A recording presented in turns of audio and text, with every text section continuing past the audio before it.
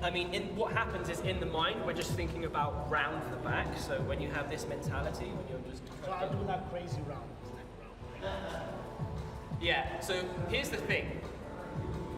The scapula is here. We want activation of the scapula, but what he's giving us is just a rounded thoracic.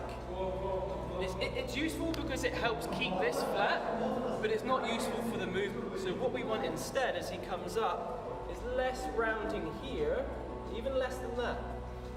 Look at this. So actually we see the hollow body isn't really this huge arch that some people believe.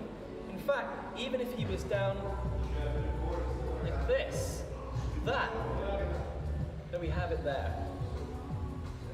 And it's very useful to actually film yourself, but also do this in the mirror. Sideways in the mirror. That's a good way to check if you're